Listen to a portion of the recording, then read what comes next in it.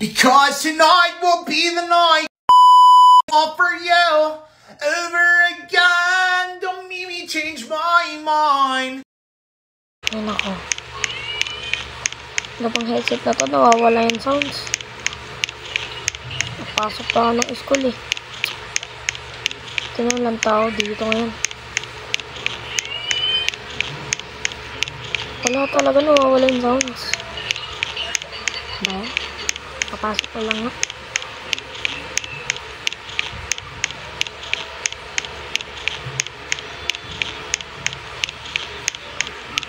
Dito si ma'am.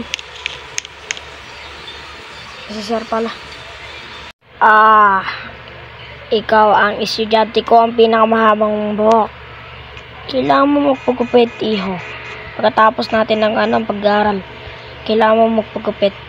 Ayoko po magpagupit. Ano sabi mo? Hindi ka magpapagupit? Pagupit ka. Ayoko nga eh. Hindi. Babaksak kita. Ba't may dala-dala ka pang headset?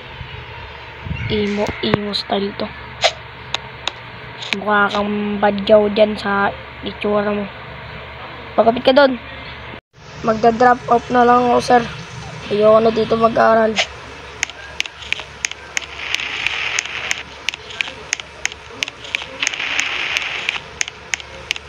Sabi na lang ganito ang buhay ko. Lagi na lang pinapansin na ng mga antong itsura ko.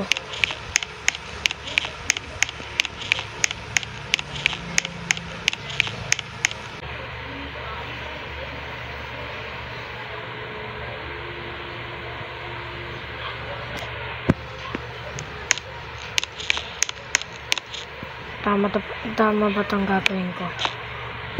Nanako na lang ako. Ay, wala naman tao dito sa bangko. Kailangan ko hanapin ng mga card dito. Wala dito. Ito ata yun.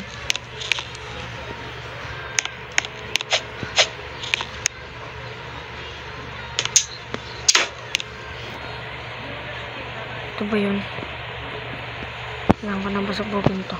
Mahuli pa ako.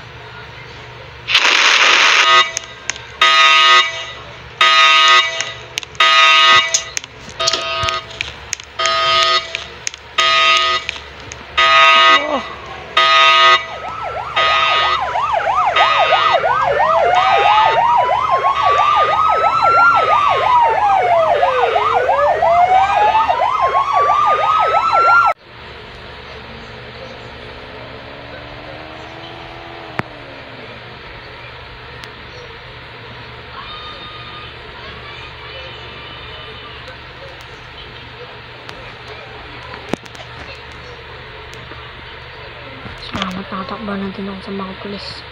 Nakakot ay sarado.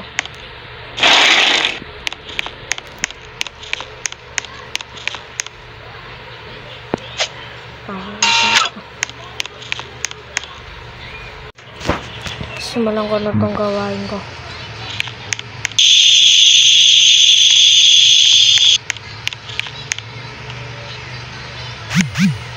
Dito ko na yung mga nilagay kong bungo. Kain sa mga patay.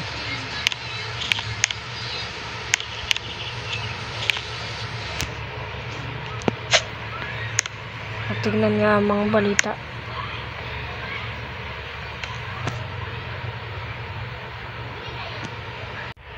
Hello po. Ako po si Mike Mangano. Dati po teacher ni Nantangkang yung nagnakaw sa bangko. Pinagalitan ko po siya dahil napakahaba ng kanyang buhok po. Dahil lang po sa buhok, nag-drop out na siya po. Tas di na siya nag-aaral, di na siya pumulik sa aking paaralan. Tsaka ngayon ko lang akalain na nagnakaw siya sa isang bangko na sikat. Alam kong importante sa Pilipinas yun para sa bayan ng bangko na yun. So, malaki yung pasensya ko po dahil ako magkasalanan na ito. Hindi po ang aking estudyante. Sorry po sa inyo. Kailangan ko na po umalis dito. Si Mike. Sorry po, Mike. Mike Enrique. Okay po, natapos na po magpaliwanag ang Mike Mangana dahil nagnakaw ang kanyang isang estudyante na nag-drop out na pala. Dahil ito po yung itsura niya, napakahabang buhok po. Ayan po. Sana po kung sakali matagpuan niyo po siya, contact na lang po ako. Maraming salamat po. Dito na po nagtatapos ang 17. Di namin kayo tatantanan. Nasusunod na yan. Bukas. Na balitang 17. Bye-bye. Ngayon, iiyak-iyak siya. Wala naman akong... Hindi naman siya may kasalanan. Ako may kasalanan. Ako naman gumoy. Hindi naman siya. Ay, nakamakaras na. Kaso di ako makakalis ngayon. Kailangan ko magtagal muna. Iiyak-iyak para siya. Tapos di na ako kayang piliin.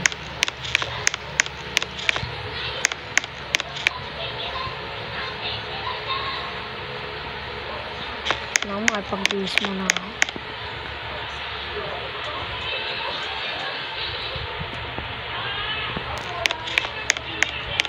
Hindi naman ako mahalata, no?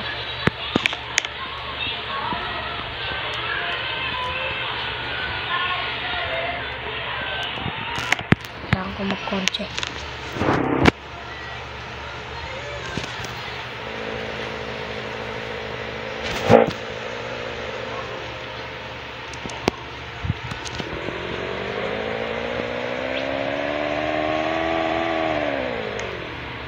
Ang pulis. Labang pulis nila. Sinaserte ako. Hop. Isang masano.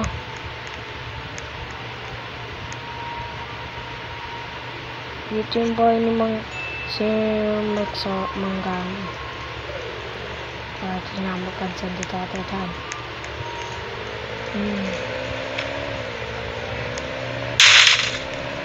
Uy.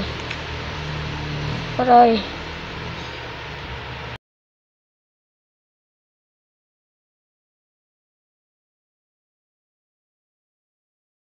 Nagbabalik na po ang 17 na balita dahil dito sa isang madiskrasyang bata, walang iba kundi kanyang ambo ay napakabang mukhang pamilyar na nakaraan ng dating nabalita natin. Kilalanin natin. Iyon, bata na yun. Ayahan natin magpaliwanag si Mike Mangsano kung dating ng estudyante. Excuse me po. Yung bata na po yun, kilala ko po yun. Ayun po yung na ako sa bangko po. So, siya na siya yun. Panigurado siya yun. Ayun pa nga yung picture mo. Ayun. Pardo to eh. Basta. Ayun talaga siya. Ayun. Ayun yung estudyante ko. Abangan nyo lang sa part 2 po.